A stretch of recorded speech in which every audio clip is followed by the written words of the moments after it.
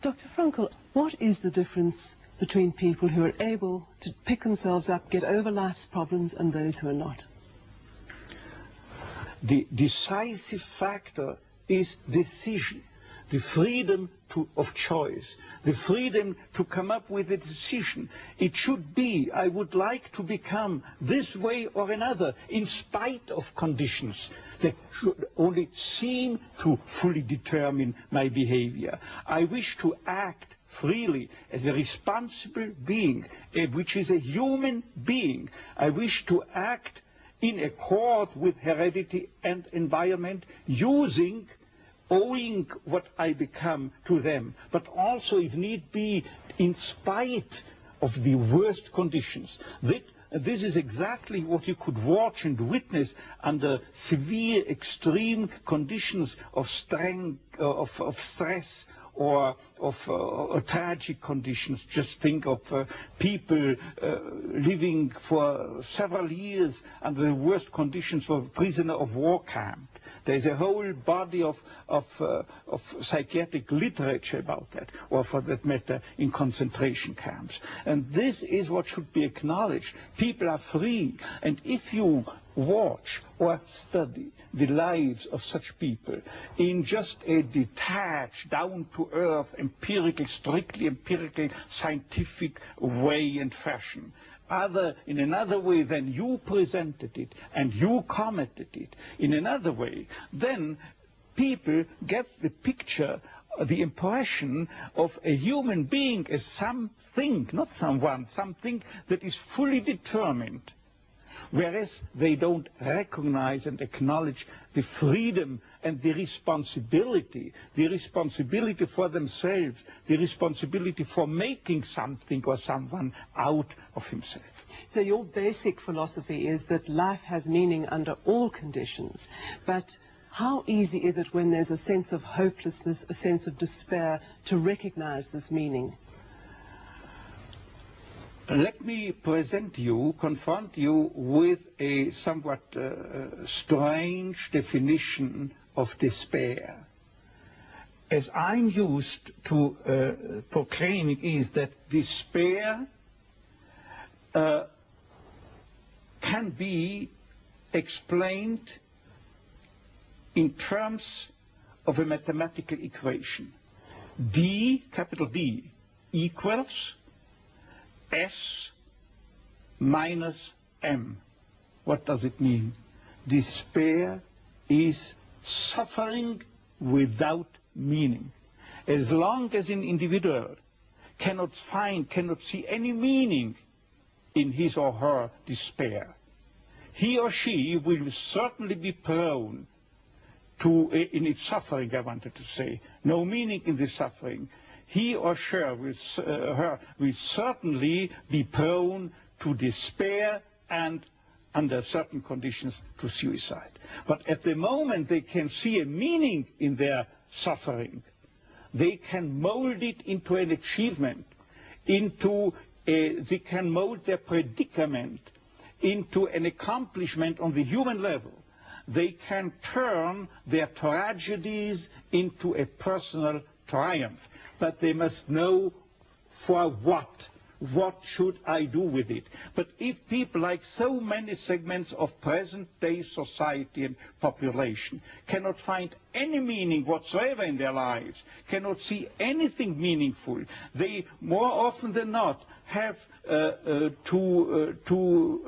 something to live by. I'll say at least enough to live by. They cannot see anything to live for. What is the answer to the question, why me? Why did this happen to me? The answer to such a question is nothing that a psychiatrist or any other type of a scientist can come up. But I would not share the opinion of, say, Jean-Paul Sartre, who said we have to accept and to shoulder courageously, heroically, the absolute meaninglessness of our lives. But what I think is rather that what we have to accept is the incapacity of our humanness, the incapacity to recognize the ultimate meaning in intellectual or merely rational terms. This is the only thing we have to accept.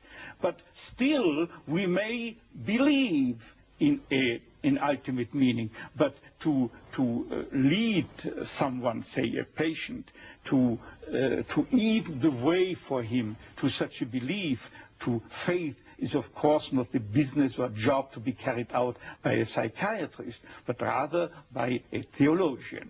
Tell me, to what extent do you feel we have choices in the things that befall us? Our freedom is a finite freedom, a limited freedom. That is to say, a human being is never fully free from conditions, be they of biological or psychological or sociological kind. But the ultimate freedom is always and remains always reserved to ourselves. That is the freedom to take a stand to whatever conditions might confront us. How we react to the unchangeable conditions is up to ourselves. In other words, if we cannot change the situation, we have always the last freedom to change our attitude to that situation. Dr. Frankl, give me an example of meaning that can be taken out of a situation of despair. I once received a letter from a young Texan student who told me his own story. At the age of 17 years, he had an accident when indulging to his diving sport. And from that time on, he was paralyzed from the neck down.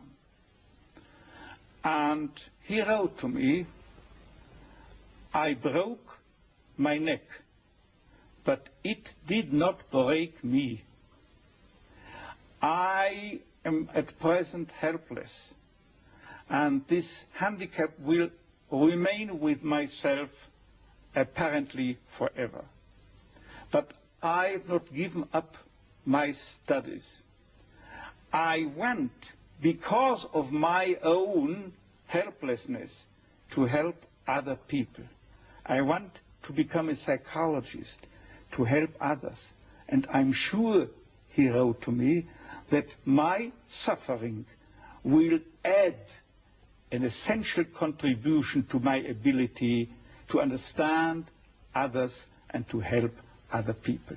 This man, three years later, was invited by me to deliver a lecture, to read a paper at the 3rd World Congress of Logotherapy taking place at the University of Regensburg in West Germany.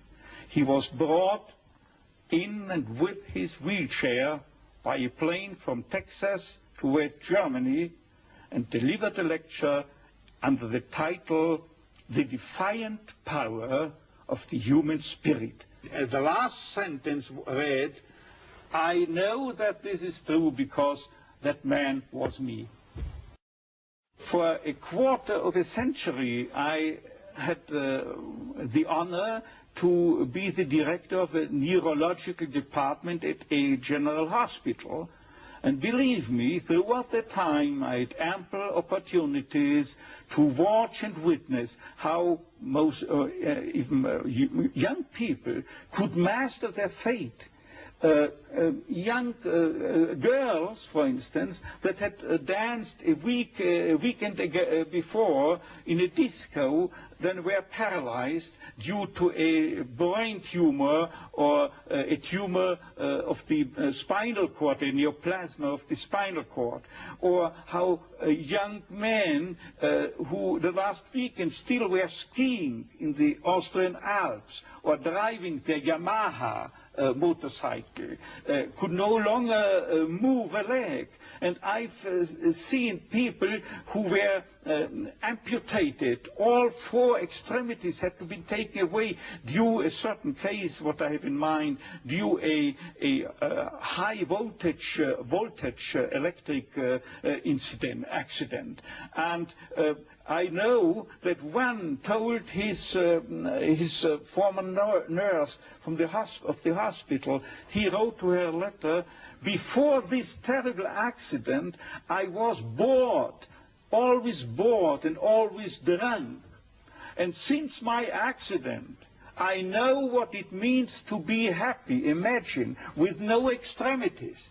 I know what it means to be happy. His life had become full of happiness again, simply because as long as you are pursuing happiness, as the phrase reads, as long as you are aiming at happiness, you cannot obtain it. The more you make it a target, the more you miss the aim and you miss the target. This is most conspicuous in cases of sexual neurosis, where exactly those people, male patients, who are striving to demonstrate their potency, they fall prey to impotence. The more a female patient tries to show to herself at least how much she is capable of experiencing a full female orgasm, the more she's doomed to frigidity. But at the moment, you do not think of pleasure or happiness, but just you give yourself, be it in sexual activities,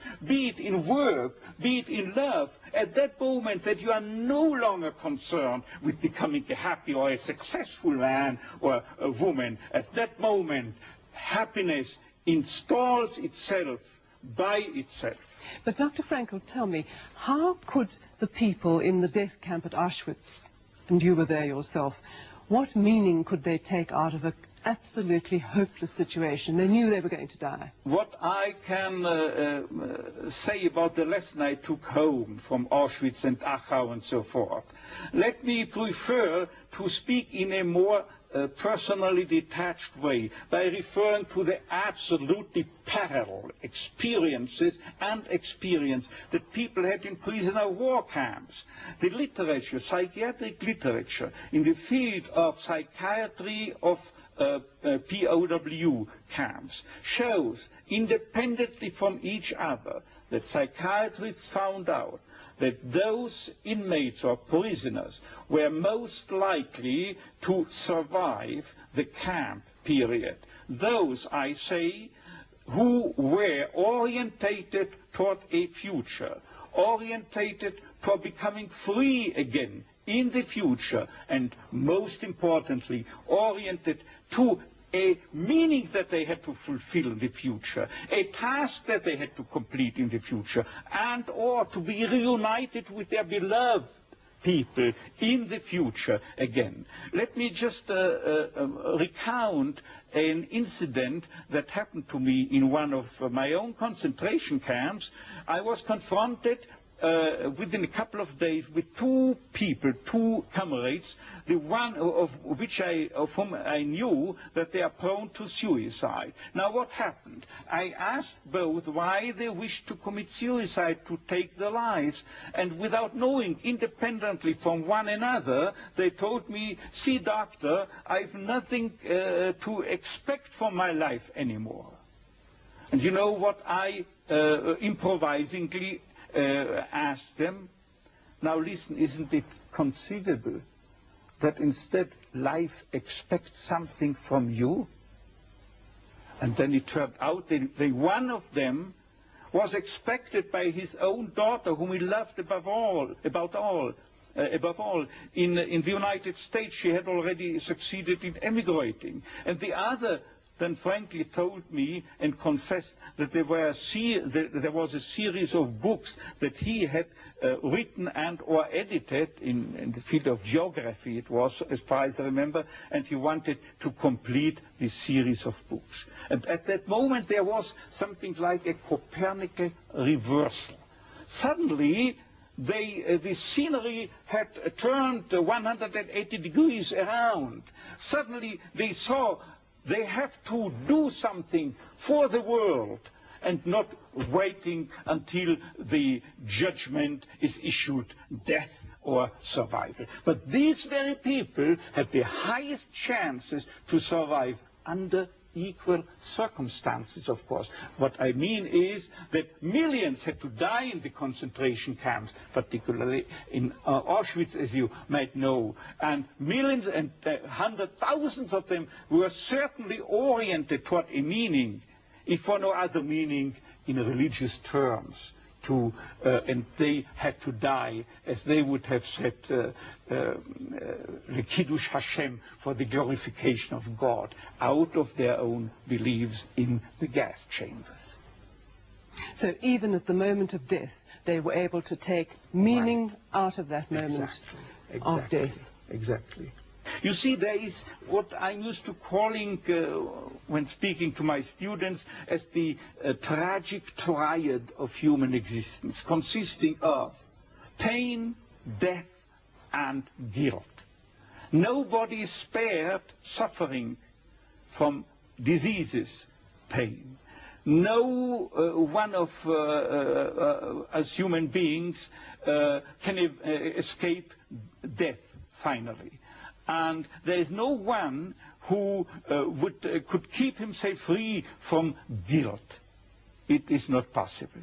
But always, as I put it before, always suffering, tragedy can be turned into a triumph, into a human achievement. And as to death, it could well serve as an incentive to responsible action, because unless we were mortal, imagine if we were immortal, then we could postpone everything. There were no hurry. There were no need to do something right now. But there is a wonderful word of an author who has not written but said it about 2,000 years ago. You find it in the Bible. It is Hillel, Hillel, who once said, if I'm not doing it, who will do it? If I'm not doing it right now, when shall I do it? But if I'm doing it only for my own sake, what am I? This means no really human being. Because a human being is not someone, as psychotherapeutic systems depict the human being. He is not someone that is concerned primarily and originally with complexes, conditions, conflicts, and problems going on within his psychological system, intrapsychically, as it were. But normally, fundamentally, originally, primarily, basically, any human being is concerned with something out there in the world, is concerned with someone out there in the world, a work to do, a job to complete, a task, a meaning, a mission in life waiting for him exclusively to be materialized, to be actualized by him and by no other person.